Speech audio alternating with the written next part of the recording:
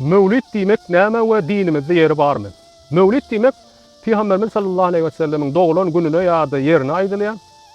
Peygamberimiz aleyhissalatu vesselam 4 tirkeşiklerin 1-nji aýynyň 12-sine duşanma günü, ýani Arapça aýdyrşyna görä Rabiul Awwal aýynyň 12-sine duşanma günü dünýäge gelýär. Ýani bu ýyl şu gün 1-nji gün, ýani 24 awgustda deň gelýär.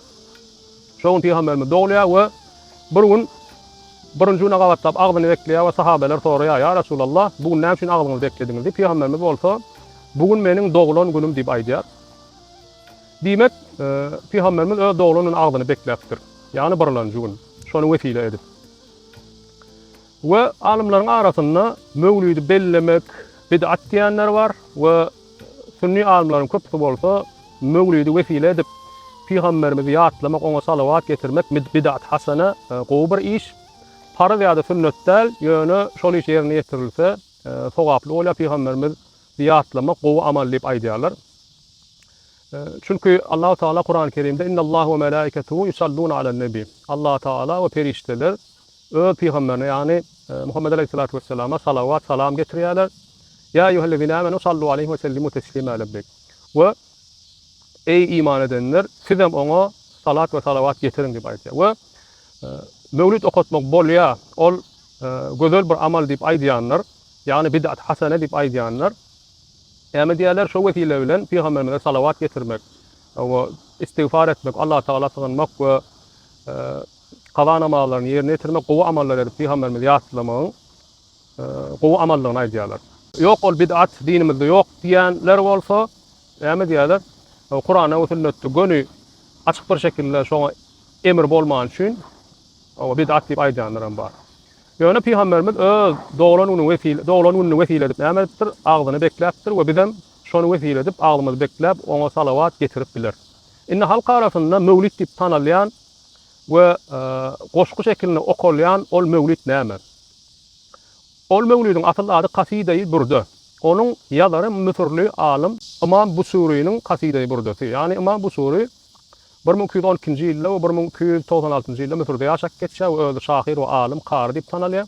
We ol Peygamber aşygy we Peygamber söýýän birisi we onuň Peygamberimize öwüp salawat getirip öwüp ýazýan bir näçe ýankyalap kasideleri bar. Kaside diýmek goşgu şeklinde ýazylan we gazal şeklinde okulýanlarda kaside diýilýär. We Peygamberimize başlap bir näçe kaside ýazýar. We rivayetlarda İmam Busuri'nin ýaşynyň soňunda ysmat keseline uçuranyny aýdýarlar we bir Allah Taala dile edip ýatýar. Özüne şifa bermek üçin we gije ýatanyny düşünne Peygamberimiz Aleyhissalatu vesselam görýär we Peygamberimiz oňa şey diýär. Adam tutup ey İmam Busuri, maňa diýär ýazan o kasideňi oku diýär. İmam Busuri bolsa ya Resulallah haýsyn okaýan, çünkü bir näçe kasidesi bar, şoňa bagyşlap ýazan. Peygamberimiz bolsa şu wagtda biziň meşhur şu mevlid diýip bilýän kasidämiň başyndan bir topbogyny okaýar we İmam Busuri şoňa dowam edýär. Bu şeýlelik bilen Peygamberimiz öz burdasyny, ýani donuny oňa üstüne ýapýar we ýanky asmaz bolýan ýerine el bilen mesedýär, ýani sypalaýar. We oturanyny onuň şifa tapanyny barada aýdýarlar we halk arasynda mevlid okutmagyň şoňalyk belki asmaz keseline şifa bolýan hakynda da aýdylyp geçilýär, ýani riwayetlerde şoňaly bir anancam bar. O ýedige de okutsaň şu edil İmam Busuri'ň kıyalyk, ýa-da asmaz keseline şifa tapjagyny aýdýan anancam emede bar. Ýöne bu bilgileri ýankyalyk Kur'an-ı Kerim'de we hadisde bolman üçin alimlaryň käbiri muňa bid'at diýerler, ýani soňradan çykan zat diýip aýdýarlar. We onu bolýar, okumak sowaply we Peygamberi ýatlamak, oňa salawat getirmek Kur'anyň emri bolan üçin Peygamberimiň dowlan gününe gawat getirip onu ýatlamak, salawat getirmek gowy bir iş, gowy bir amal diýip onu okuyanlar ram azal we şoňa jewaz beren, ýani dinimizde bolýar diýen alimler bar. Ýöne bu näme? İnsan hökmen mecbur etmeli, farz ýa-da sünnet şeklinde aýtmak dogry däl. Ýöne bid'at hasana gözel bir amal bolan üçin ýerine ýetirmegem sowaply diýip aýdýarlar. Bid'at hasana we bid'at seyyi'a barada gyzgaçyk maglumat berjek bolsam, bid'at diýmek näme? Kur'an we sünnetde bolmayan, soňradan çykan zatlar insanlaryň öz tapan zatlaryny aýdylýar. Mevlid bolsa şo bid'at hasana ýa bid'at hasana näme diýmek? Gözel bir bid'at. Gözel bir soňradan çykan zat, gözel bir adat diýip bilersiňiz.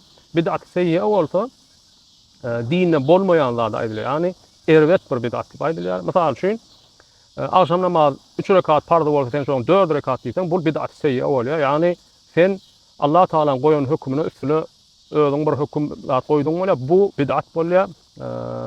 Bu haram bolýar. Emma Hazreti Ömer döwründe insanlar tarawa namazyny jemaat bilen okuýarlar. Ondan öň Peygamberimiz döwründe jemaat bilen okumandyrlar. Her kim öz başyna okapdyr. Hazreti Ömer şonu görenden soň ne gözel bir bid'at diýipdir. Diýmek dinimizde ýankyýarlyk näme? Kur'ana we sünnete garşy bolmaýan bolsa we gözel bir ýankyýarlyk adat bolsa, onu bid'at hasana diýip etmedi gözel we togap getirýän zat diýip aýdypdyrlar. Ve şoňa meňlet bid'at hasana başga bir mysal berjek bolsam, ozalçy Peygamberimiz döwründe Kur'an-ı Kerim nämedi? Bir kitap halyna däl. Soň Hazrat Osman döwründe bir kitap halyna getirdiler. Muňa da wajib bolan bid'at hasana diýerler we mevlidem şoňa bid'at hasana diýip aýdýarlar. We İmam Busuri'nin şu kaside-i bur'asını ya da burdasını, onun yani bizim meşhur şu mevlid okudyas diýen şu mollalarymyň okap berýän kasidesinde İmam Busuri'nin näme hakynda geçýär? Esasy 10 bölek we 160 topbokdan ibaret diýerler. O içinde ýankyýarlyk Peýgambere söýgü, öz nevkinden şikayet etmek we Peýgamberimizi wasf etmek. Ondan soň Peýgamberimiziň dünýäge gelişi, onuň mucizeleri, ondan soň Kur'an-ı Kerim hakynda, Peýgamberimizin mirajy, magrajy hakynda, sahabeler hakynda we towa arkasynda da towa istigfar edilýär we Peýgamberden şefaat dilenýär. We onuň mazmunam çoňaly bolan üçin, ýani gowzat bolan üçin näme? Şonu okumak ve bid'at hasana, ýani gözel bir amal diýip aýdýarlar. Onu okuýana belki Allah Taala sowap berer, okumaýana da günäsi ýok, farz ýa-da sünnetler ýöne ýankyýar gözel bir amal diýip aýdýarlar.